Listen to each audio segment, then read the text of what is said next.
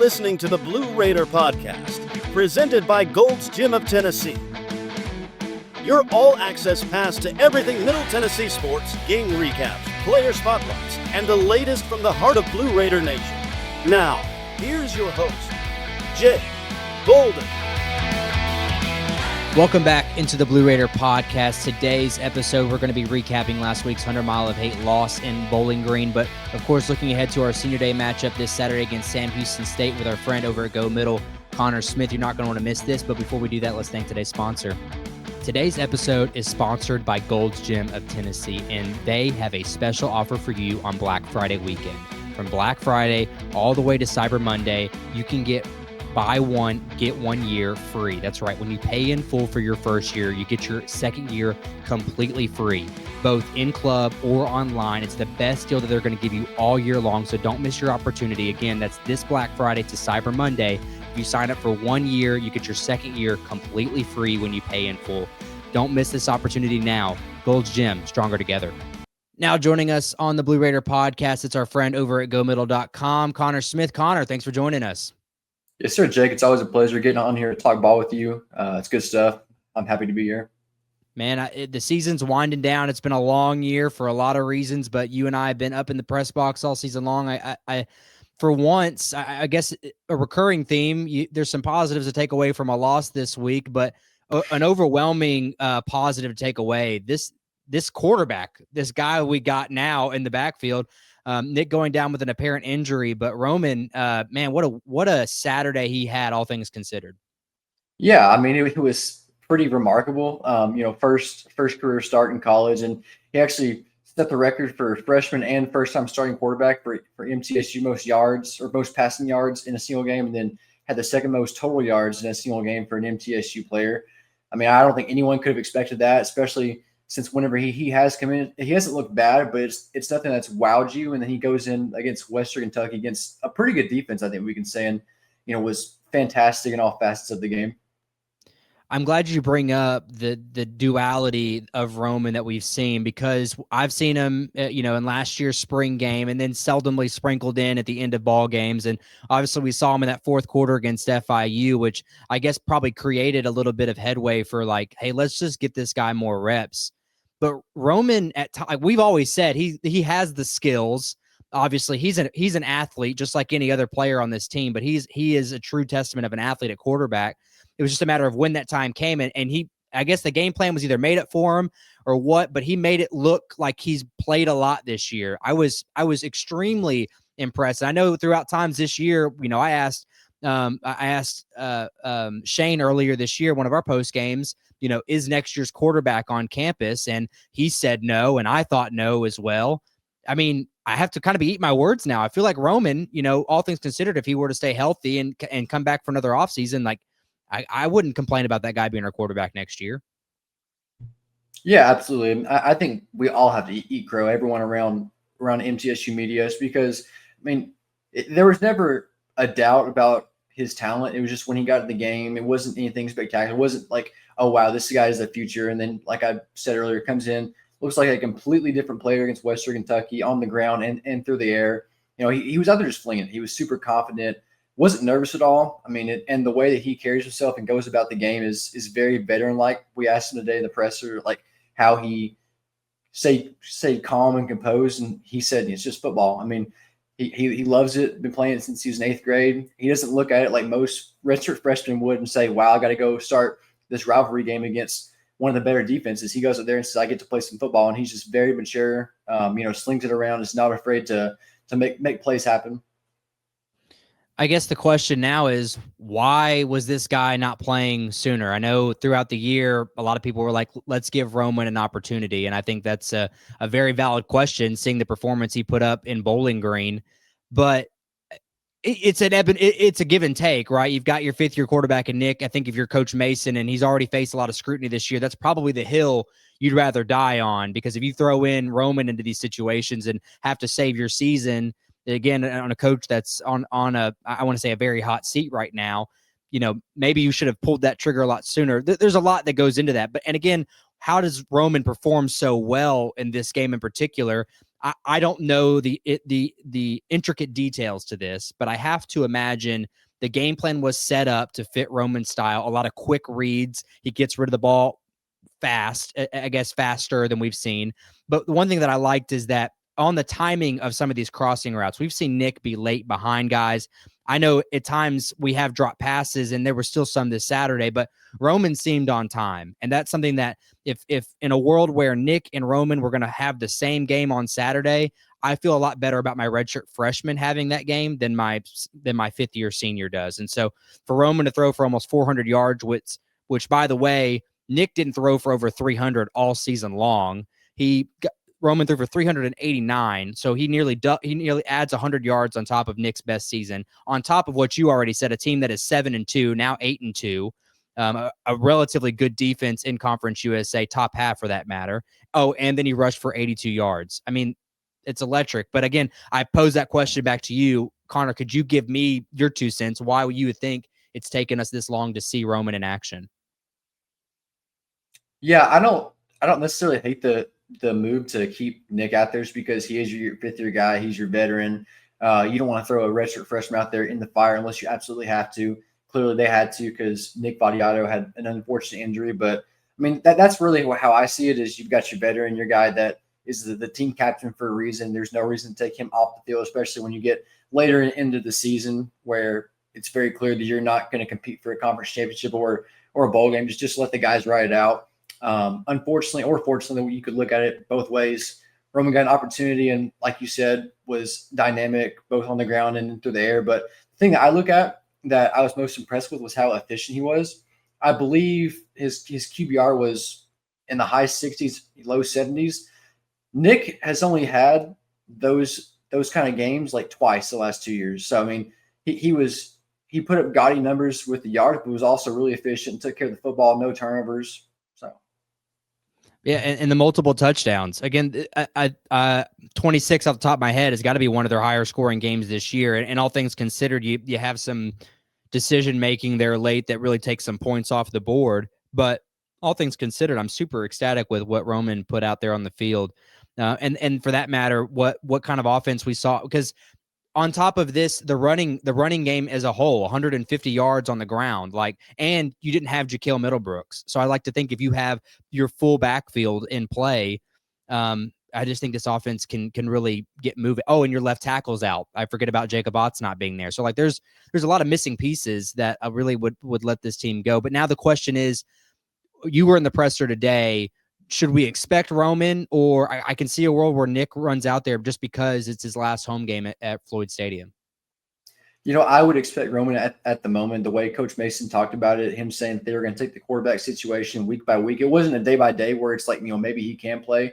He said week by week. So that makes me believe that whatever Nick has is something that's lingering or a multi-week recovery process. So I would definitely expect Roman to be back out there for Sam Houston. Well, there's only 2 weeks left, so if he's still labeling as week to week, certainly something to keep an eye on. I know a lot of people might be tuning in today to find out that kind of information, and if we learn anything with Mason, he's just not going to give you a straightforward answer, especially when it comes to injuries. But I'm with you. I think Roman would be the starter until otherwise proven, but because of the monkey wrench of it being senior weekend, maybe that would give Nick the opening drive snaps if he's good to go. I don't know the severity of it, and I'm not going to speculate on what it is, but obviously I hope nothing but the best for Nick. I'd love to see him one last time in Floyd Stadium just for old time's sake. But again, at this rate, you got to give Roman all the snaps you can to make sure that you have your quarterback for the 2026 season. But let's look ahead to this Saturday, 2:30 kickoff against Sam Houston. At one point in time, 2 weeks ago, Sam Houston was the worst team in Conference USA, winless. But since then, they pulled off a improbable win at Oregon State, where the offense did practically nothing, and the defense and special teams won them that football game in Corvallis. And what a dumpster fire Corvallis is right now. But and then they go on the road this last week and pick up a win, or excuse me, they are at home. What's road to Huntsville, Texas, but it's on the road from their campus, that is. But Sam Houston picks up a win against Delaware, an improbable opponent, really, to pick up a win at home. But Delaware got the turnover issues that they've had all year long, really set them up, or set Sam Houston up, that is, to get short field. I mean, honestly, if you didn't watch the Sam Houston Delaware game, if I can paint a picture for the people out there, think of MTSU and FIU. Literally turning the ball over inside your territory and giving a short field for Sam Houston to score. That's exactly what happened. And Sam Houston still almost coughed it up. They were very fortunate that Delaware missed a 30-plus yard field goal to tie the game up in the closing seconds. But nonetheless, they're on a 2-game win streak coming to Murfreesboro. And 2 weeks ago, I would have said, well, this is probably a game we can win. But playing a team that's on a 2-game win streak and you're on a 7-game skid right now, it doesn't feel promising. But I guess for other reasons, you feel happy about this week. I can't really gauge how this is going to play out. And then Vegas comes out with MTSU as a touchdown favorite. I just can't really put a finger on this one, Connor. Yeah, no, it's really weird. Obviously, they're riding the two-game winning streak, so that they're beginning to play their best ball towards the end of the year. MTSU 7-game skid, as you said. They're also missing Jacob. Well, sorry, they were missing Jacob Otts, Shaquille Middlebrook, Najee Cox, and a couple other guys on Saturday. Now, I'm not 100% they'll get those guys back. If they do, then things could look good for the Blue Raiders. But we also don't know what the Blue Raiders are going to look like. I mean, if Roman Gagliano is the quarterback going out there, I choose to believe that it looks similar to what happened against Western Kentucky. But at the same time, we don't know. That's small sample size. So I'm with you. I got no gauge on this game. And really, like I said, with Sam Houston's 2 wins, it wasn't their offense that put those points on the board. The defense, again, setting up short fields for their offense last week. And then in Corvallis, it was strictly special teams play, kickoff return, and then I believe it was a block punt. So it's one, again, Sam Houston, I can't really put this any other way. They're just a bad football team. And again, first-year coach with Phil Longo, going into the year, they knew that the defense was going to be suspect. They liked their offense. Well, this far in, Hunter Watson's been injured. One of my favorite quarterbacks in Conference USA, but he just hasn't been healthy this year. So they've had to kind of figure things out at quarterback position. And then the defense, as suspect as they thought going into the preseason, that is true. They are one of the worst defenses in Conference USA. So it definitely is going to be an interesting battle for what's going to happen on Saturday. So let's go ahead and just dive into our keys to the game that are sponsored by Trevor Haggard. And again, I got to thank him for sponsoring this, because when life happens, you want someone in your corner who actually knows your name. And that's where Trevor Haggard State Farm comes in. Whether it's protecting your car, your home, or your family's future, Trevor and his team are right here in Murfreesboro, ready to help. So don't just settle for some 1-800 number. Call a neighbor who cares. Call Trevor Haggard State Farm today at 615-203-5522. Or visit their website at trevorismyagent.com and let them help you protect what matters most. Trevor Haggard State Farm, like a good neighbor, State Farm is there. Connor, go ahead. We'll kick off with you. Give us your 2 keys to the game this Saturday. Yeah, my 2 were get the ground game going and limit big plays defensively. Looking at my first one, I mean, the MTSU running game started off not so great, and then you had a couple games throughout the middle against Kennesaw State, Missouri State, Jack State, where they got the run game going. Hasn't really been great the last 2 contests or so, I think, with how Roman's played, or how Roman did play against Western Kentucky. If you can get that ground game going, plus his air raid ability, I think you could have a great day on Saturday. And then 2 is limit the big plays. I think I say this probably once a day, talking about MTSU. They give way too many big plays. They will make some good plays up in the front 7 and then give up a 20-yard chunk play through the air, because the secondary has just been not great this year. So if you can limit big plays and then get the ground game going with Roman, I think you're in for a day full of success.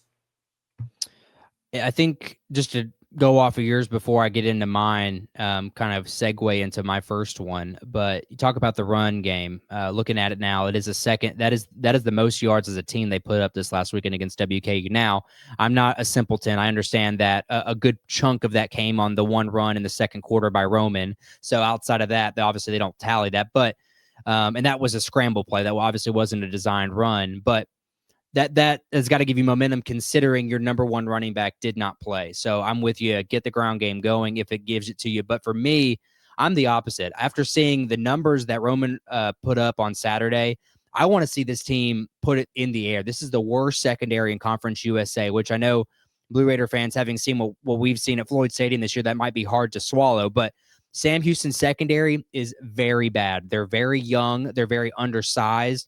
And this is a team that MTSU could have their way with in the air if they seize that opportunity.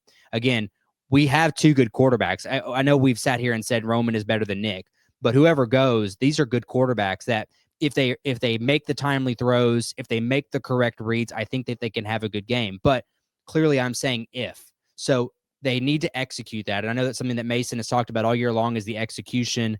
They got to have it. If you don't want to end this season with only one win, because I think this is probably your best chance to win because they go on the road to New Mexico State, who has a very good defense and a pretty haphazard offense. So that'll be an interesting story. But I think if you want to win, you've got to put this ball in the air, or at least show that you are consistently you're consistent in putting the ball in the air. But my second thing is avoid the fourth quarter fallout. And I know all year long I've said just play a full game, play a full 60 minutes, but let's just cut to the chase. Let's not screw this thing up in the fourth quarter. This is a team for what will likely be the fourth time this year that you're going to go into the fourth quarter with a lead, or at least it's a close ball game. And every time this year, we have fallen apart in the fourth quarter.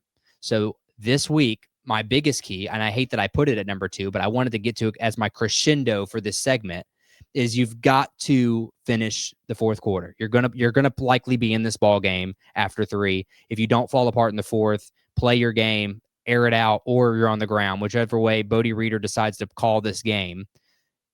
Take it home. That's what you got to do in this ball game. So I'll leave it there, but let's get into the second portion of this segment, which is the X Factor, the impact player. Connor, who is it for you this week? Yeah, for me, I'm going to say Parker Hughes. The one thing that really does worry me about MTSU is they've lacked the ability to stop the run at times. It's been good most of the season, but every once in a while they'll allow big runs or just some consistent 4 or 5 yard carries late in the game, third and fourth quarter, that really set up the opposing offense for points.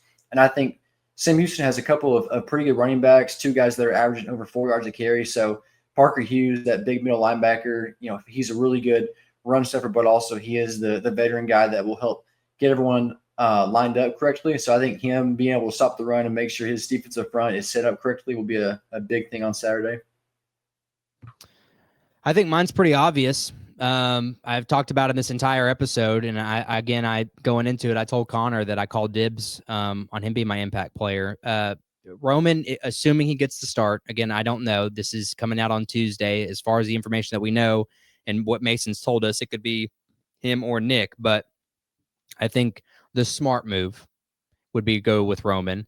If Roman performs to what we saw on Saturday, I actually think, all things considered, this could be a cakewalk on Saturday. I mean, if he performs like he did, throwing for 400 yards, rushing for another 80, I don't see Sam Houston putting up enough points on their offensive sides. But the big thing really is the turnovers. That's what won Sam Houston the game at Delaware, forcing 2 fumbles, getting an interception, one of those fumbles coming from the quarterback. So I say that because if Roman just can just hang on to the football, that's the big one. But secondly, just perform the playbook, perform the system that Reeder has set up for him that obviously had great success last week. You're going to play a weaker secondary this week. So for that reason, Roman has got to be my impact player for this week. Again, setting the stage, I said 2:30 earlier. I correct myself. It is a 2 p.m. kickoff this Saturday at Floyd Stadium. That game is viewable on ESPN+. The line opened at 6.5. The over-under is at 53.5, which is another high number this week, considering both of these offenses have not been particularly good. MTSU putting up 30 against FIU, 26 last week against WKU. So maybe Vegas sees something in MTSU to put up some high points against a bad Sam Houston defense. Connor, score prediction for you this week. Yeah, based on the fact that Sam Houston has a pretty bad secondary, I think we can both say that, and the fact that Roman was able to air it out on a pretty good Western Kentucky defense, I think he does, if he does play, does too much in the air for Sam Houston to keep up. I got MTSU covering the spread and winning 31-17. 31-17. Well, that's I like it. I like the confidence. I'll be honest with you though. I mean, I said this all season long. I refuse to pick for MTSU until I see reason to believe it. But I'm going to call it what it is. I find it's hard. Like even with everything that I've said, and we've talked for 20 minutes now, and I've really hyped up this team for this Saturday's game with Roman at quarterback. I just have to see them play a complete football game. I'm still, contrary to what I'm saying, I'm going to pick MTSU to win this football game. I think it's going to be a low-scoring affair because I think at times these offenses are just going to struggle. And I'll be honest, for those that make the trip to Floyd Stadium or those that might check in on their ESPN app throughout the day, I just think it's going to be ugly football. To be honest with you, both these defenses are bad, but I think I think MTSU's defense is better, significantly better in the front seven in particular. So I'd like to think that Sam Houston, barring any sort of like turnovers or punt blocks or kickoff returns, I don't think their offense puts up a point on the board. But I think MTSU does put a few points up on the board. I'm gonna throw it in for a wacky score of some sort. It'll be something like 17-14 MTSU, and it's a late score for MTSU because there's no way that they're going to be able to get a lead and hang on to it. At this rate, something crazy's got to happen, and both of these teams understand what's at stake because Sam Houston doesn't want to finish the year at 2-10. MTSU doesn't want to finish the year at 1-11. So we've made the joke all year. It's a toilet bowl. This might be this might be the one. So.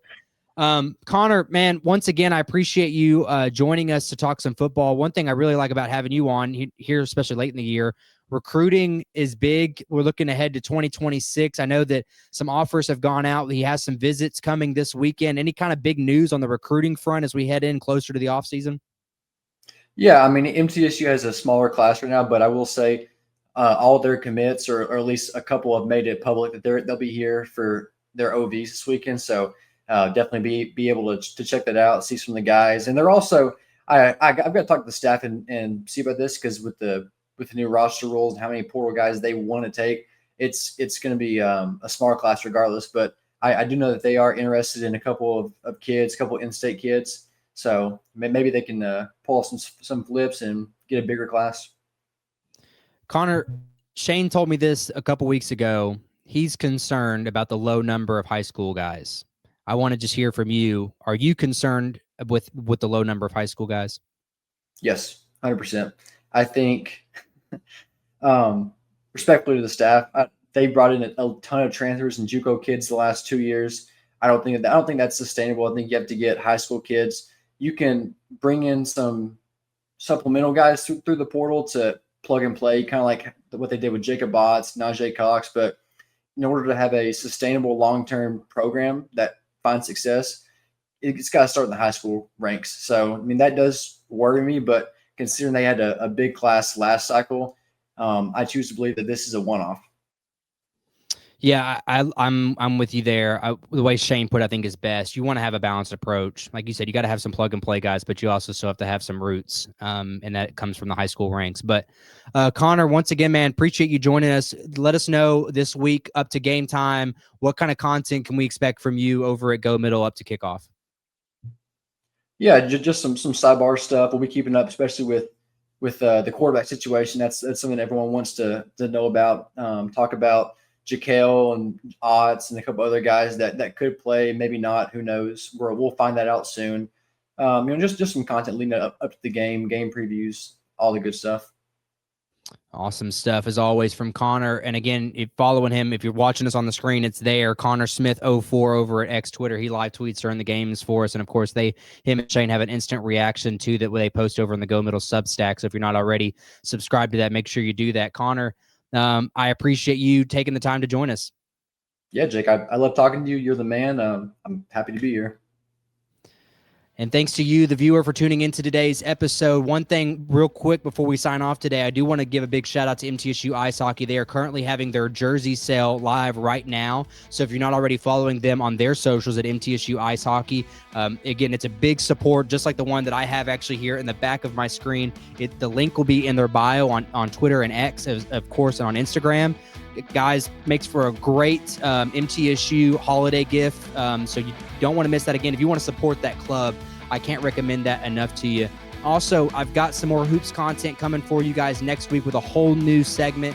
We'll be previewing some highlight tapes throughout these non-conference games, and this week is a big one. The men are on the road tomorrow at Michigan, and then, of course, the ladies are at home on Thursday against UT. I understand there's very few tickets left for that game on Thursday night, so you want to make sure you call the ticket office and secure those before that Thursday night tip-off. But Thanks to you, the viewers, for tuning in. Thanks to Trevor Haggard and Gold's Gym for sponsoring today's episode. Follow us on our social medias at Blue Raider Pod. That's Facebook, Instagram, TikTok, and X/Twitter. And if you're listening to us on YouTube, make sure you hit that subscribe button so you don't miss another one of our episodes. Friday is going to be our Behind Enemy Line segment with our friends over at March to the Pod, our Sam Houston partners at the Conference USA Roundtable. And until next time, go Blue.